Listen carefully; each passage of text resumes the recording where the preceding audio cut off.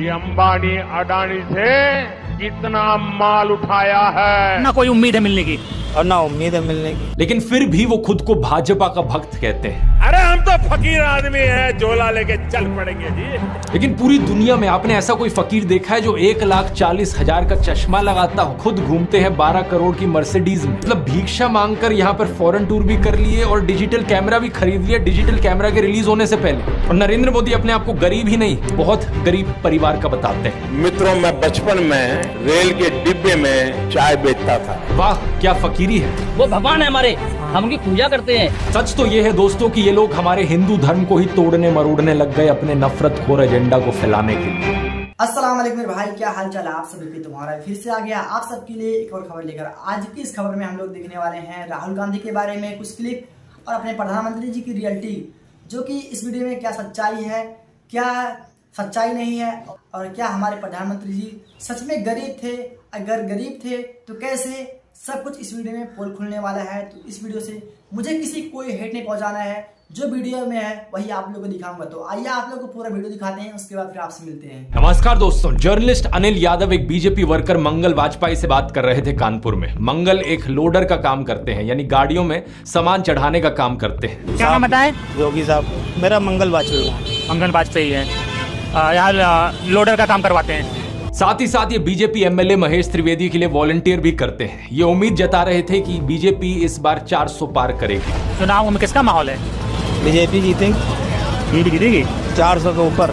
लेकिन जैसे जैसे बात आगे बढ़ती है, मंगल अपनी परेशानियों के बारे में बताते हैं। वो बताते हैं कि उनके पास बिजली नहीं है, सीवर की व्यवस्था नहीं है। हमारे पास बिजली नहीं है घर में, हमारे पास लैट्रिन घर में नहीं है, हमारे पास सीवर व्यवस्था नहीं है। उन्होंने बीजेपी एमएलए महेश त्रिवेदी को कई बार कहा, हमने महेश त्रिवेदी से भी कई बार कहा कि 20 फुट पाइप पड़ना है, तो अगर पड़ जाए तो हमारे घर की सीवर व्यवस्था बन जाए।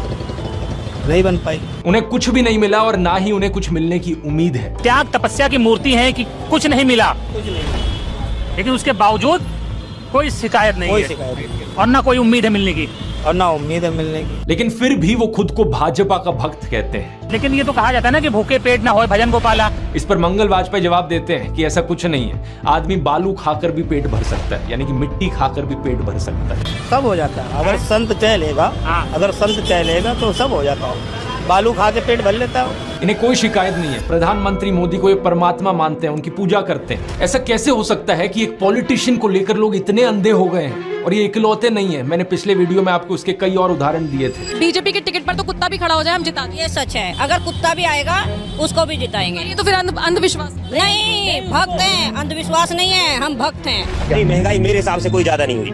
अब मैं 10 साल से बनियान नहीं पहन रहा, ये देखो आप। वो भगवान है हमारे, हम उनकी पूजा करते हैं। ऐसा हुआ है इमोशनल मैनिपुलेशन और ब्रेन वॉशिंग की वजह से। एक बड़े स्केल पर देश में लोगों का ब्रेन वॉश किया गया है, और जो माफिया यहाँ पर ब्रेन वॉश कर रहा है लोगों का, वो 4 डिपार्टमेंट्स पर काम करता है। पहला डिपार्टमेंट लोगों में गर्व और अहंकार भरता है कि आप महान हो क्योंकि आप हिंदू धर्म में पैदा हुए। दूसरा डिपार्टमेंट आपको एहसास दिलाता है विक्टिमाइजेशन का, कि सदियों से, 1000 सालों से आपके पूर्वज विक्टिम बनकर रहे थे। तीसरा डिपार्टमेंट आपके अंदर डर भरता है कि आपको खतरा है उन लोगों से। और चौथा डिपार्टमेंट यहाँ नरेंद्र मोदी को मसीहा बनाता है कि सिर्फ नरेंद्र मोदी ही आपको बचा सकते हैं। पहले 3 डिपार्टमेंट्स की मैं 3 अलग अलग वीडियोस में ऑलरेडी बात कर चुका हूं। अब वक्त है इस चौथे डिपार्टमेंट को एक्सपोज करने का। नरेंद्र मोदी की कल्ट ऑफ पर्सनैलिटी, कैसे इनके इतने सारे फेलियर्स के बाद भी लोगों को इमोशनली मैनिपुलेट किया जाता है कि लोग इन्हें भगवान मान बैठे। आइए जानते हैं आज के इस वीडियो में।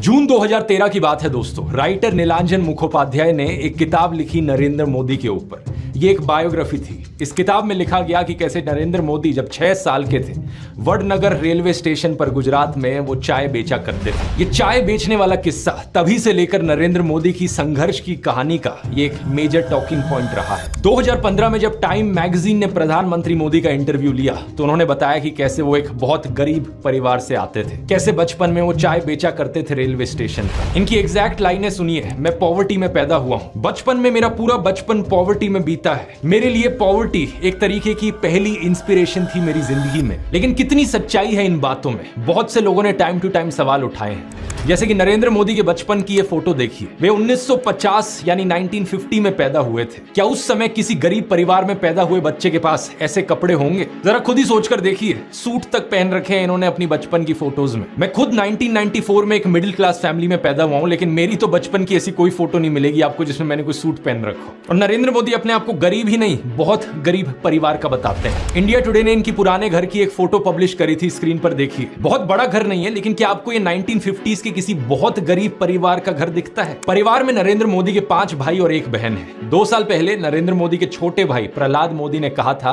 कि उन 5 भाइयों में से जिसका नंबर लगता था वो मदद करने चले जाता था। उनके पिता ने पूरी जिंदगी चाय बेची, उन 5 भाइयों और 1 बहन को बड़ा किया।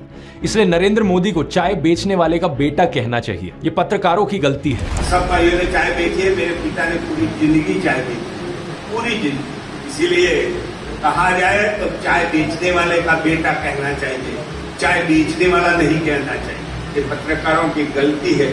2014 में कांग्रेस नेता अहमद पटेल ने कहा था कि नरेंद्र मोदी कभी चाय वाला नहीं थे, बल्कि वो एक कैंटीन ठेकेदार थे। अब कांग्रेस की बात पर कितना यकीन किया जाए नहीं किया जाए, लेकिन 2021 में बीजेपी ने भी ये कैंटीन वाली चीज अनइंटेंशनली एक्नॉलेज करी थी। रेलवेज मिनिस्टर अश्विनी वैष्णव ने इंस्ट्रक्ट किया ऑफिशियल्स को कि वो वडनगर रेलवे स्टेशन पर एक कैंटीन को ब्यूटीफाई करें। इंडिया टुडे के आर्टिकल में यह क्लियरली लिखा हुआ है और इसके नीचे एक फोटो भी लगी है इस टी स्टॉल / कैंटीन की जो नरेंद्र मोदी के पिता चलाया करते थे। हाल ही में लिखे गए CNN के इस आर्टिकल को देखिए। नीलांजन मुखोपाध्याय खुद कहते हैं कि मोदी की जो पॉवर्टी की कहानी है वो ग्रॉसली एग्जैजरेटेड है, यानी कि बहुत बढ़ा चढ़ा कर लोगों को बताई गई है। इतना ही नहीं, एक दूसरे आर्टिकल में नीलांजन बताते हैं कि नरेंद्र मोदी के पिता के पास इतने पैसे थे कि वो मोदी और उनके भाइयों को स्कूल भेज पाए। और स्कूल जाने का मतलब था कि वो कहीं और फुल टाइम काम नहीं कर सकते थे, बस वो स्कूल के बाद अपने पिता का हाथ बटाया करते थे। ये सब सुनकर एक बहुत बड़ा सवाल आपके मन में आएगा कि ऐसी कहानियों को क्यों बढ़ा चढ़ा कर हमें बताया जाता है। नीलांजन कहते हैं ऐसा इसलिए किया जाता है ताकि इंडियन पब्लिक को एक आइडिया बेचा जा सके। मित्रों, मैं बचपन में रेल के डिब्बे में चाय बेचता था और आज आपके सामने खड़ा हूं। कोई भी इंसान अगर समझदारी से सोचे तो वो जानता है कि इस बात से फर्क नहीं पड़ता। एक अच्छा नेता गरीब परिवार से भी आ सकता है और अमीर खानदान से भी आ सकता है, और यही चीज कही जा सकती है एक बुरे नेता या डिक्टेटर के बारे में भी। उदाहरण के तौर पे बात करें, कंबोडिया का जो डिक्टेटर था पोल पॉट, वो एक अमीर खानदान से आता था, लेकिन इटालियन डिक्टेटर बेनिटो मुसोलिनी एक गरीब परिवार में पैदा हुआ था। उसके पिता एक ब्लैक स्मिथ थे और वो बड़े गर्व के साथ इन चीजों को प्राउडली एक्सप्रेस करता था कि कैसे वो जनता के बीच से निकल कर आया है। रशियन डिक्टेटर जोसेफ स्टालिन के पिता एक मोची थे, यानी जूते बनाने वाले, और माँ एक धोबिन थी। और दुनिया का सबसे जाना माना तानाशाह हिटलर भी एक गरीब परिवार में पैदा हुआ था। लेकिन गरीब परिवार में पैदा होने का मतलब ये नहीं कि उसने गरीबों के लिए काम किया था अपने करियर में। उल्टा जानते हो क्या, हिटलर चंदा धंधा का मॉडल चलाता था अपना खुद का। उसके समय में बहुत सी क्रॉनी कैपिटलिस्ट कंपनियों ने करोड़ों का प्रॉफिट कमाया। IG फार्बन, डॉयचे बैंक, BMW, कुछ गाड़ियों की कंपनीज जिनको आज आप जानते हैं और कुछ लोग इन गाड़ियों के पीछे बड़ा भागते हैं, पोर्शे, मर्सिडीज बेंज, फोल्क्सवैगन, इन सब कंपनियों ने चंदा डोनेट किया था हिटलर को अपने समय में। 2016 में BMW ने माफी भी मांगी थी इस चीज को लेकर। इस आर्टिकल को देखिए, रिग्रेट एक्सप्रेस किया था कि वो एक समय पर हिटलर को सपोर्ट किया करते थे। इंडिया की बात करें तो हाल ही में हमने देखा इलेक्टोरल बॉन्ड स्कैम। मैंने पूरा वीडियो बनाया इस पर कि कैसे ये एक घोटाला नहीं बल्कि घोटालों का भंडार था। बहुत सी कंपनियों को इससे फायदा हुआ और आम जनता को नुकसान। पिछले 10 सालों में प्रधानमंत्री मोदी के मित्र जैसे कि गौतम अडानी भरपूर तरीके से अमीर बनते रहे और देश के 80 करोड़ गरीब लोगों को 5 किलो मुफ्त अनाज लेने पर मजबूर कर दिया गया। बेरोजगारी और महंगाई ने गरीब लोगों की कमर तोड़कर रख दी है आज के दिन। अब तो ऐसी सिचुएशन आ चुकी है कि नरेंद्र मोदी खुद को गरीब परिवार का बताते हुए जिन राहुल गांधी को एलीट वर्ग का प्रोजेक्ट करते थे, युवराज कहते थे, आज वही राहुल गांधी खुल्लम खुल्ला गरीबों को कह रहे हैं कि वो गरीबों के हैं और नरेंद्र मोदी अडानी अंबानी जैसे अमीर सेठों के हैं। अडानी को बिना मजदूरी बिना कुछ लाखों करोड़ रुपए देते हैं तो कहते हैं देखो देखो देखो विकास हो रहा है। हमने मनरेगा किया, मजदूरी के लिए पैसा दे रहे हैं और कहते हैं गरीबों की आदत बिगाड़ रहे हैं। मैं आपका हूं, वो उनके हैं। राहुल गांधी कह रहे हैं कि जितना रुपया नरेंद्र मोदी ने अडानी को दिया है उतना रुपया वो देश के गरीब लोगों को देंगे। और मैं देश को फिर से दोहरा के कह रहा हूँ, जितना पैसा नरेंद्र मोदी जी ने इनको दिया है ना, उतना ही पैसा हम हिंदुस्तान के गरीब लोगों को देने जा रहे हैं। महालक्ष्मी योजना, पहली नौकरी पक्की योजना, इन योजनाओं के माध्यम से करोड़ों लाखपति बनाएंगे। इन्होंने 22 अरबपति बनाए, हम करोड़ों लाखपति बनाए। प्रधानमंत्री मोदी इसका ज्यादा जवाब दे नहीं पाए। उल्टा उन्होंने कोशिश करी थी ये कहने की कि अडानी अंबानी एक्चुअली में कांग्रेस के साथ मिले हुए हैं। जरा ये शाहजाद घोषित करें इस चुनाव में ये अंबानी अडानी से कितना माल उठाया है। मार्च में आई इस रिपोर्ट को देखिए, भारत में इनकम इनइक्वालिटी 100 साल में सबसे ज्यादा हो गई है। इतनी बुरी हालत अंग्रेजों के जमाने में भी नहीं होती थी। ऐसे में अगर राहुल गांधी ने संकल्प लिया कि अगले 5 सालों में वो सभी 22 करोड़ गरीब लोगों को गरीबी से निकाल देंगे तो इसमें क्या गलत किया। लेकिन पीएम मोदी इस बात पर भी तंज कसने लगे। उनके पास खुद कोई अपना विजन नहीं है। 80 करोड़ लोगों के हाथ में कटोरा पकड़ा दिया और अगले 5 सालों के लिए यही 5 किलो अनाज वाली स्कीम एक्सटेंड कर दी। ना रोजगार का कोई प्लान बताया है, ना महंगाई कंट्रोल कैसे होगी ये बताया, ना गरीबी कैसे हटेगी ये बताया। और जब राहुल गांधी ने सबके लिए रोजगार की बात करी तो प्रधानमंत्री मोदी उनका मजाक उड़ाने लग गए। कांग्रेस के शाहजादे ने अभी घोषणा की, आप भी सुनकर के हंसोगे। सुनाऊं? जोरों से हंसना पड़ेगा आपको। और आपको ये भी मालूम कि ये टेम्पो में पैसा देते हैं, क्या ये आपका पर्सनल एक्सपीरियंस है क्या? फरवरी 2020 में गुजरात में नमस्ते ट्रंप इवेंट हुआ था तो गरीबों को छुपाने के लिए एक 1600 फुट लंबी दीवार बनाई गई थी। जरा खुद सोचकर देखो, 1995 से लेकर 2020 25 साल से गुजरात में बीजेपी की सरकार थी, जिनमें से 3 बार तो खुद नरेंद्र मोदी ही चीफ मिनिस्टर थे। लेकिन इनसे गरीबी नहीं हटाई गई, उल्टा ये गरीबों को छुपाने लग गए। G20 समिट के समय दिल्ली में भी यही हुआ था। कुछ बस्तियों को हरे पर्दे के पीछे ढक दिया गया था, यानी कि इन गरीब लोगों की मूवमेंट को भी रिस्ट्रिक्ट कर दी।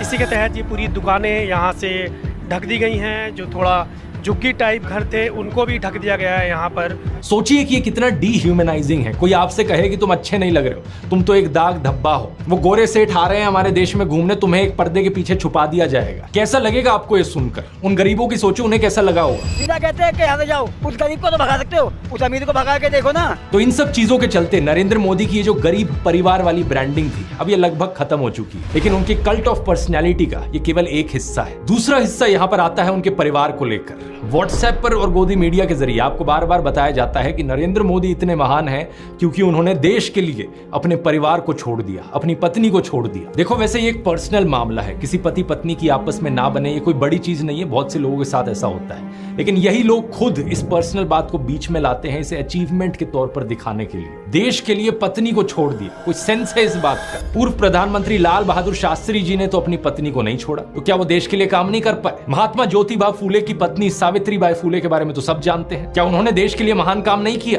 आपने अगर रामलीला देखी है तो उसमें भी देखा होगा कि कैसे सीता जी ने भी भगवान राम का साथ दिया वनवास में, और राम ने उन्हें बचाने के लिए क्या क्या नहीं किया। तो व्हाट्सएप यूनिवर्सिटी की एक कैसी घटिया नारी विरोधी मानसिकता है, जहां आप औरत को एक अड़चन की तरह देखते हो, जहां आप पत्नी को छोड़ देने को एक अचीवमेंट की तरह दिखाते हो। और केवल पत्नी ही नहीं बल्कि नरेंद्र मोदी के परिवार को लेकर भी व्हाट्सएप माफिया यही बात फैलाता है। अरे औरों की तो छोड़ो, नरेंद्र मोदी खुद इस बात को बार बार दोहराते रहते हैं, कहते हैं कि उन्होंने अपने परिवार को देश के लिए छोड़ दिया। मेरे देशवासियों, मैंने घर, परिवार, सब कुछ देश के लिए छोड़ा है। पंजाब केसरी अखबार ने तो उनकी चरण वंदना करते हुए उनकी तुलना भगवान बुद्ध और महावीर जैन से कर डाली। लेकिन इन लोगों से मैं पूछना चाहता हूं, कभी भगवान बुद्ध ने अपना घर छोड़कर ऐसे बयान दिए क्या? सम्माननीय आदरणीय दीदी, आदरणीय दीदी, ओ दीदी। किसी औरत को कांग्रेस का विधवा कहा, 50 करोड़ की गर्लफ्रेंड कहकर अपमानित किया, समाज में नफरत का जहर बोया। सत्ता पाने के लिए भगवान बुद्ध ने ये सब नहीं किया था, वो तो खुद एक राजकुमार थे। वो तो सत्ता को, महल को और सिंहासन को छोड़कर जंगल में गए थे, और उनके पीछे उनके माँ बाप, उनकी पत्नी यशोधरा और उनके बेटे राहुल तो राजमहल में सुविधाओं के साथ जी रहे थे। और जब बुद्ध की ज्ञान प्राप्ति हुई तो जानते हैं उन्होंने सबसे पहले क्या कहा था? oshonews.com पर ओशो के एक लेक्चर का ट्रांसक्रिप्ट दिया हुआ है। जब बुद्ध को ज्ञान प्राप्ति हुई तो पहली बात उन्होंने अपने शिष्यों से ये कही, मैं यशोधरा के पास जाना चाहता हूं, उससे बात करना चाहता हूं। यह सुनकर आनंद व्याकुल हो गए, बोले कि यह ठीक नहीं है, लोग क्या कहेंगे। बुद्ध ने कहा, मुझे उसका धन्यवाद करना है उसकी मदद के लिए, और जो मेरे साथ हुआ, जो मुझे मिला, इसका कुछ हिस्सा मुझे उसे देना है, यह उसका कर्ज है मुझ पर। और वो गए। यशोधरा ने उन्हें देखा, 12 साल का गुस्सा उनके अंदर था। वो बोली, मुझसे कहकर तो जाते, क्या मैं तुम्हें रोकती? इतना भी विश्वास नहीं था मुझ पर। बुद्ध ने माफी मांगी, ये कहा कि मैं नासमझ था, अब समझ आई तो वापस आया हूं। सुनो, कुछ अद्भुत हो गया है।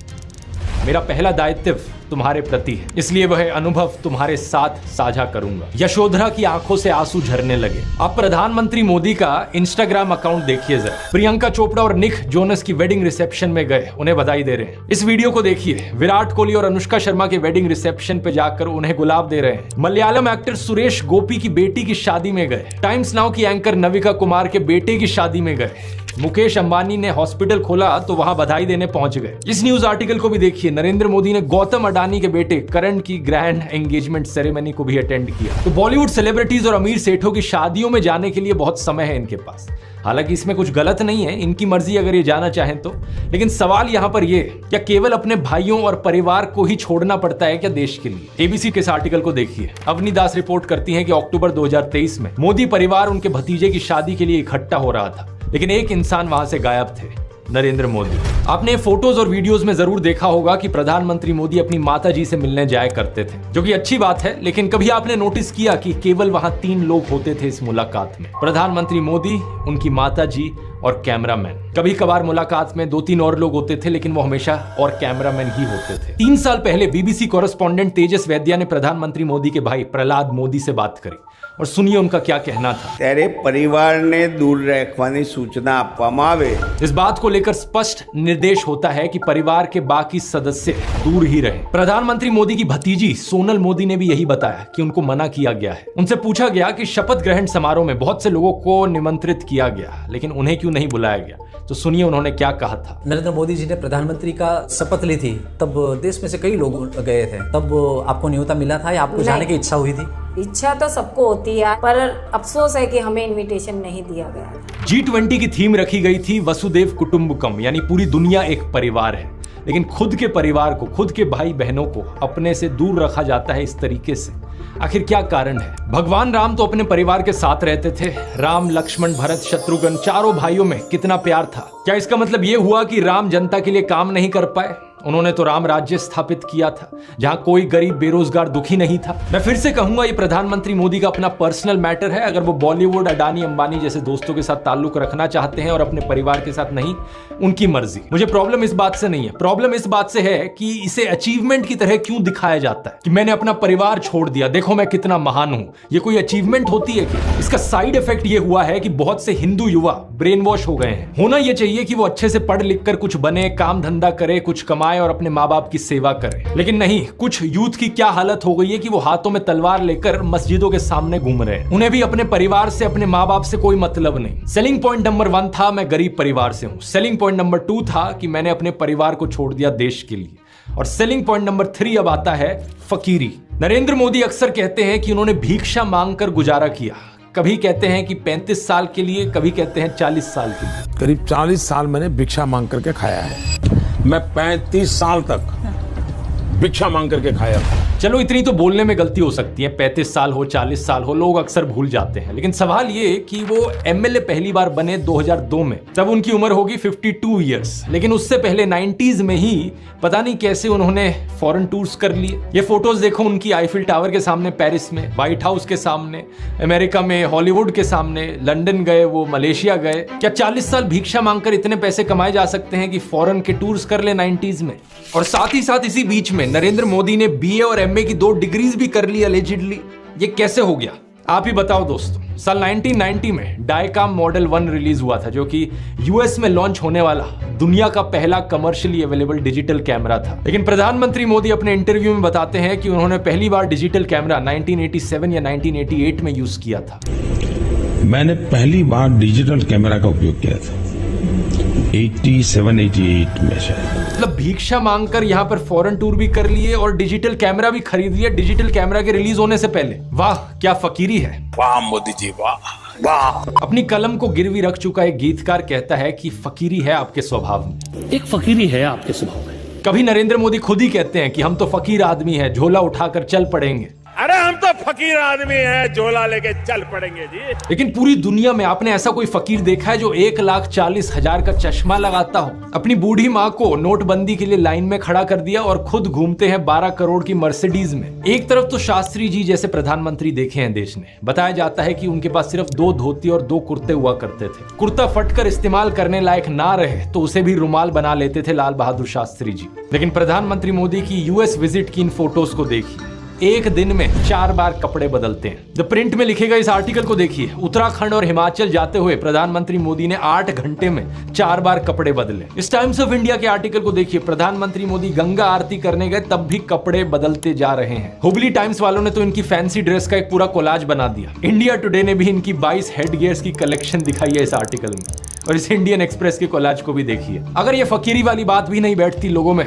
तो इस सब के बाद अगला हथियार आता है कि इनको भगवान का अवतार ही बना दो। ये एक बार नहीं, 2 बार नहीं, बल्कि कितनी बार कितने नेताओं ने बार बार प्रधानमंत्री मोदी को भगवान से कंपेयर किया है। और मोदी जी भारत के लिए भगवान का वरदान बन के आए हैं। भगवान नहीं, मनुष्य के रूप में नरेंद्र मोदी जी के रूप में अवतार लिया। हमारे माननीय प्रधानमंत्री जो खुद भगवान स्वरूप है, मोदी जी के रूप में श्री रामचंद्र ने जन्म लिया है। मोदी जी है ना, साक्षात भगवान महाकाल जी का अवतार है। मोदी राम और अमित शाह कृष्ण। अरे कुछ लोग तो मंदिर भी बनाने लग गए। पुणे में एक बीजेपी वर्कर ने नरेंद्र मोदी के लिए मंदिर बना दिया। गुजरात में इनका एक मंदिर बना, तमिलनाडु में इनके लिए एक मंदिर बना। क्या मजाक चल रहा है ये इकलौते नेता नहीं है जिन्हें भगवान से कंपेयर किया जाता है। एक समय पर एडोल्फ हिटलर को भी जीसस से कंपेयर किया जाता था। राजनीति में हिटलर की एंट्री की तुलना की जाती थी जीसस के रिजरेक्शन से। लेकिन उस समय यह सवाल उठा कि ये बात जमेगी कैसे? जीसस तो शांति की मूर्त थे, सूली पर भी चढ़ाया गया उन्हें, तब भी उनके दिल में कोई नफरत नहीं थी। बोले कि हे भगवान उन्हें माफ करना। जबकि हिटलर तो नफरत का सौदागर था, तो कैसे जीसस का इस्तेमाल किया जाए नफरत फैलाने के लिए और हिटलर को उससे भी कंपेयर किया जाए? इसके लिए हिटलर और नाजी लोगों ने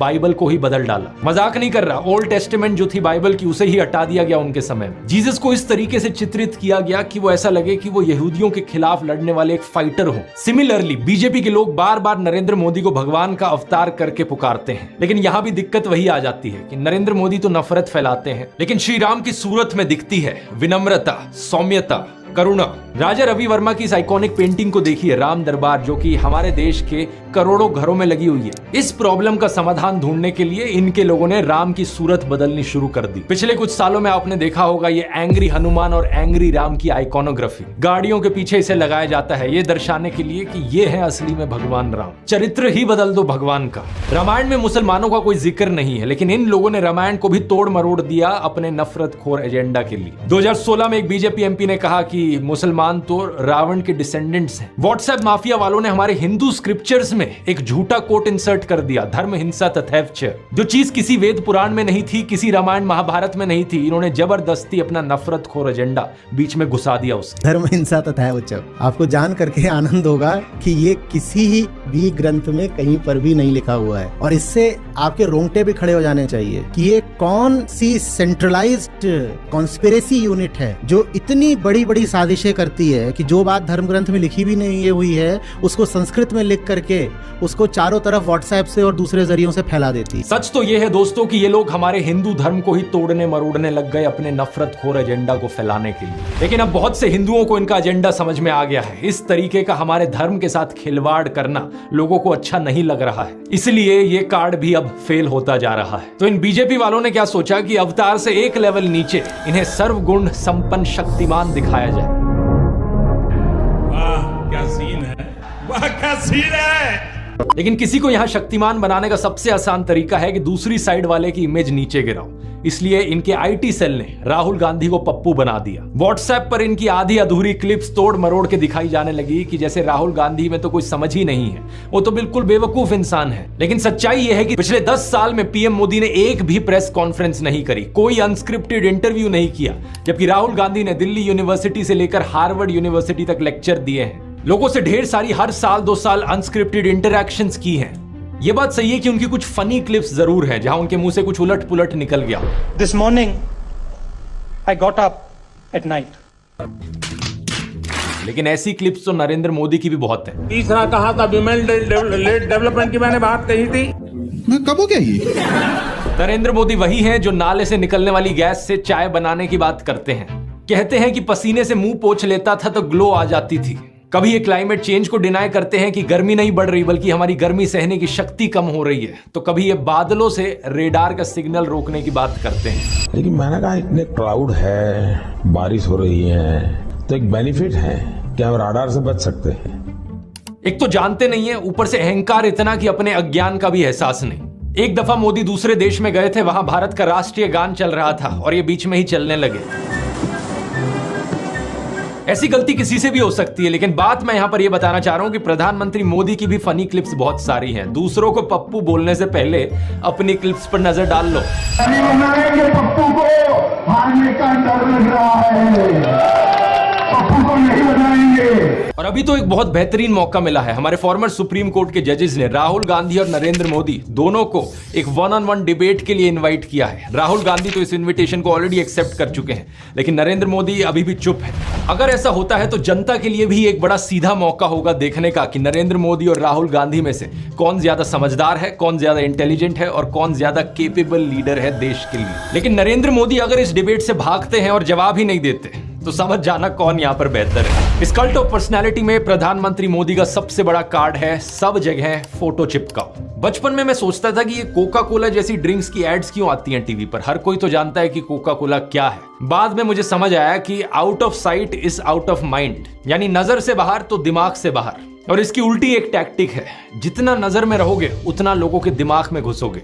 अखबार पर नरेंद्र मोदी, रेडियो पर नरेंद्र मोदी, टीवी चैनलों पर नरेंद्र मोदी, फेसबुक पर नरेंद्र मोदी, पेट्रोल पंप की होर्डिंग्स पर नरेंद्र मोदी, सड़क पर पोस्टर छपे हैं, गूगल एड्स पे करोड़ों खर्च करके अपना चेहरा दिखा रखा है, हर एक सरकारी स्कीम के इश्तिहार पे। अरे ये सब तो छोड़ो, कोविड वैक्सीन के सर्टिफिकेट पे भी नरेंद्र मोदी। सेल्फी पॉइंट्स तक बना डाले इन्होंने जगह जगह। 2022 की इस रिपोर्ट को देखिए। आईएनबी मिनिस्ट्री ने बताया कि सरकार ने 8 सालों में 6400 करोड़ से ज्यादा रुपए खर्च किया एडवर्टाइजमेंट्स पर। हर रोज का 71 लाख रुपए तो अखबारों में ऐड देने में लगा दिया। और ये सब तो सरकारी पैसे से चलने वाली एड्स थी। इसके अलावा जो पार्टी फंड से चलने वाली एड है वो अलग, और गोदी मीडिया के एंकर जो दिन रात चाटुकारिता करते हैं वो अलग। हर जगह नरेंद्र मोदी। एक गायक थे जिम मॉरिसन, उन्होंने कहा था कि जो मीडिया को कंट्रोल करता है वो दिमाग को कंट्रोल करता है।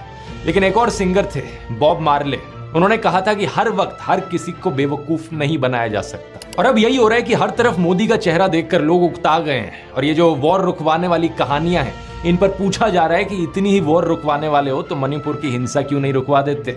इलेक्ट्रॉन बॉन्ड का पैसा है, कहीं तो यूज होगा। किसी एक्टर को उठा के बेटी बना देंगे, पापा ने वॉर रुकवा दी, पापा मणिपुर के दंगे क्यों नहीं रुकवाते। लोग पूछ रहे हैं कि भारत में सब चंगा सी है तो 2022 में सब रिकॉर्ड तोड़ते हुए 2.25 लाख लोगों ने भारतीय नागरिकता क्यों छोड़ दी। इस मोदी मैजिक के खत्म होने का सबसे बड़ा सबूत यही है कि बीजेपी को दूसरी पार्टियों के उन नेताओं को अपनी पार्टी में लाना पड़ रहा है जिन पर भ्रष्टाचार के एक से बढ़कर एक आरोप लगे। अगर मोदी मैजिक अब सही में बचा होता तो मोदी के नाम से ही चुनाव जीता जा सकता था। इन बाहर के नेताओं को लाने की जरूरत नहीं थी अपनी पार्टी में। ये झूठ, डर और नफरत फैलाने की जरूरत नहीं थी। इस वीडियो में तो मैंने आपको नरेंद्र मोदी का वो चेहरा दिखाया है जो व्हाट्सएप माफिया आपको दिखाता रहता है। अगले वीडियो में मैं आपको दिखाऊंगा उनका असली चेहरा, उनके माइंड में क्या क्या चलता रहता है। यहां मैं आप लोगों को धन्यवाद करना चाहूंगा क्योंकि आप लोग इतने जज्बे के साथ इनकी इस झूठ और नफरत की फैक्ट्री को तबाह करने में लगे हुए हो। हमारे इस मिशन 100 करोड़ पर लगे रहिए। ये देखकर खुशी होती है कि किसी का कमेंट आता है ये कहते हुए कि आपने एक वीडियो को 850 लोगों के साथ शेयर किया व्हाट्सएप पर। कहीं पता चलता है कि प्रोजेक्टर स्क्रीन पर दिखाकर आप वीडियो चला रहे हो राजस्थान की गलियों से लेकर वेस्ट बंगाल तक। किसी ने टीवी लगा दिया बाहर मुंबई में ताकि लोगों तक सच पहुंचाया जा सके। इसी तरीके से लगे रहो। हमें देश के लोकतंत्र को बचाना है, देश के संविधान को बचाना है। वोट करने जरूर जाना और अपने आसपास के 10 लोगों को कन्विंस करना वोट करने के लिए। वोट करना इस नफरत और झूठ के खिलाफ। मुझे यकीन है कि हम इकट्ठे मिलकर देश को बचा लेंगे। अगर आपने इस ब्रेन वॉशिंग माफिया के चारों डिपार्टमेंट्स के बारे में पहली बार सुना है तो दोस्तों, जैसे कि आपने इस वीडियो को पूरा देखा और मैं जब इस वीडियो को देख रहा था, देखने के बाद मैंने कमेंट पढ़ा और कमेंट में लोग अपना अपना विचार, अपना अपना राय लिखे। कोई लिख रहा है कि मोदी जी बेस्ट हैं और कोई तो लिख रहा है कि जो है मोदी हटाओ देश बचाओ। तो आप लोग का क्या कहना है, आप लोग कमेंट में जरूर बताएं। और हाँ, मेरा कहना है आप लोग से कि आपके लिए जो बेस्ट हो, आपके बारे में, आपके भविष्य के बारे में और हमारे देश के बारे में जो अच्छा सोचे, जो अच्छा करे, जो अच्छा लीडर हो, उसी को आप लोग वोट दीजिए। मेरा किसी से कोई हेट नहीं है, मैं किसी का नाम नहीं लूँगा। आप लोग को जो बेस्ट लगे उसी को वोट दीजिए। बाकी मिलते हैं आपसे अगले वीडियो में, तब तक के लिए अल्लाह हाफिज।